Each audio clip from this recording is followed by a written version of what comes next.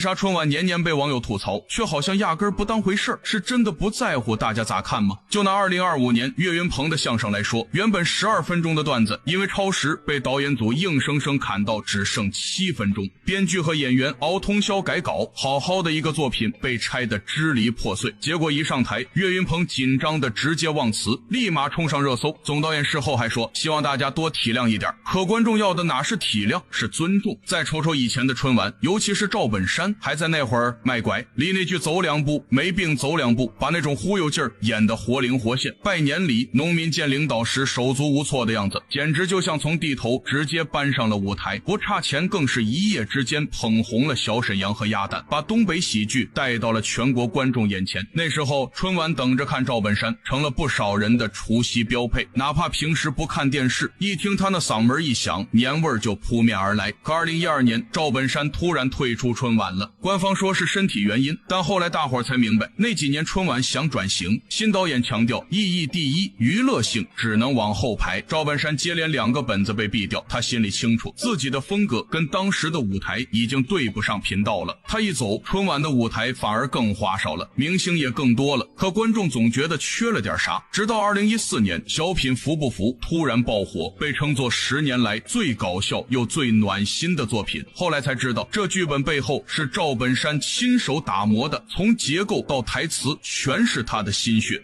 人倒了咱不服，那人心不就倒了？人心要是倒了，咱想服都服不起来了。一句话，还是那个熟悉的味道，笑中带暖，讽刺里藏着善意。赵本山在春晚待了21年，留下几十个经典段子，带出小沈阳、宋小宝等一批新人，几乎凭一己之力撑起了小品的半边天。如今他离开10多年了，春晚还在推新面孔，玩高科技，可大家一聊起好笑，走心年味，还是会不由自主想到他。不是观众怀旧，而是那个真心实意想逗你笑，愿意尊重你智商的时代，好像也随着他一起悄悄谢幕了。说到底，春晚不该只是技术堆砌的秀场，更该是能让人笑着流泪，看完心里踏实的年夜饭。观众要的从来不是完美无瑕，而是一份真诚，一份像赵本山那样把观众当回事的用心。当年费翔在春晚上那几下扭胯，差点把央视给整懵了，一首冬天里的一把火，硬是把春晚演播厅变成了迪斯科舞厅。就像那冬天里的一把火，这种火焰温暖了我的心窝。每次当你悄悄走进我身边，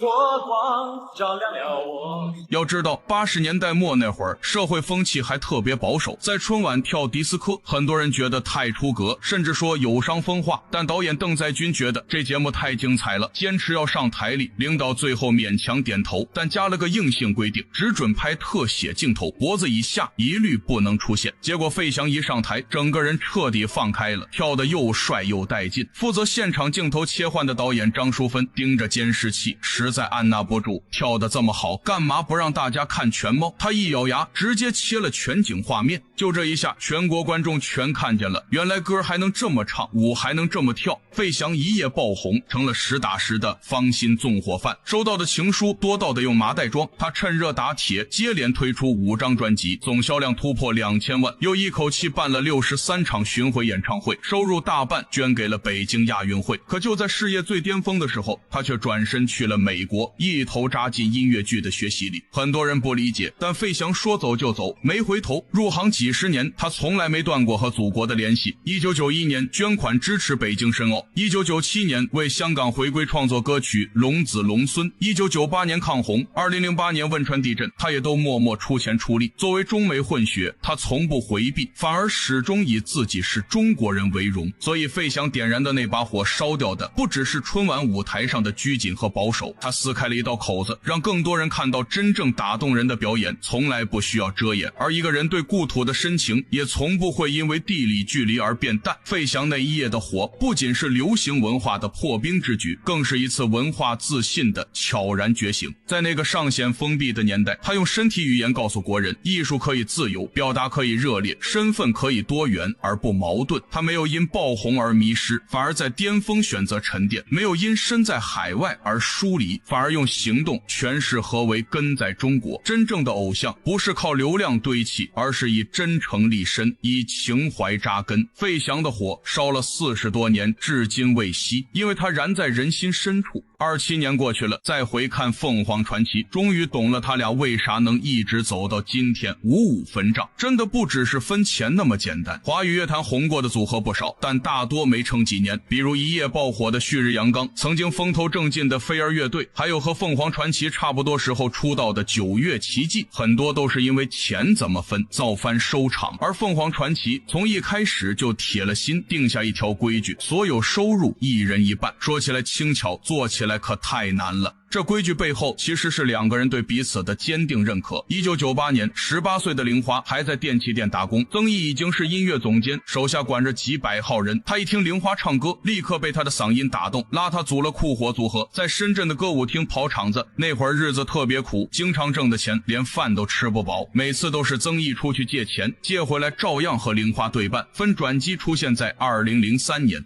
音乐人何牧阳想找人唱一首抗击非典的公益歌，偶然看到酷火的演出，一下子被玲花的声音震撼，就把《月亮之上》交给了他们。歌一火，唱片公司找上门，却只想签玲花，不要曾毅。一边是唾手可得的走红机会，一边是陪自己吃苦多年的搭档。玲花想都没想，直接拒绝，我们是一个组合，要签就一起签，不然我不干。组合正式成立后，曾毅一度被观众调侃词少轻松赚钱，连韩红都开玩笑说他是全国最好赚的歌手。但玲花始终坚持55分账，从来没动摇过，因为曾毅早就说过一句话：玲花，你想怎么走，我陪你到底。直到山河图出来，大家才猛然发现曾毅的说唱实力居然这么强，原来他不是划水，而是甘愿当绿叶，在关键时刻随时能顶上台前。所以一看凤凰传奇能长红20多年，那只是靠55分账，分的是钱，稳住的却是人心。他们从一开始就不只是普通搭档，而是真正共患难共进退的伙伴。在名利场这个大染缸里，守住这份平等和尊重，才真正赢得了属于他们的传奇。凤凰传奇的故事远不只是一首首神曲的堆砌，而是一段关于信任、克制与长期主义的典范。在利益面前，多少组合因算计而散，而他们却用一人一半的朴素原则筑起了一道抵御诱惑的墙。真正的合作不是谁依附谁，而是彼此看见，彼此成全。他们的55分账分的是收入，守的是初心，赢的是时间。在这个速朽的时代，这份细水长流的默契比任何爆款都更值得敬佩。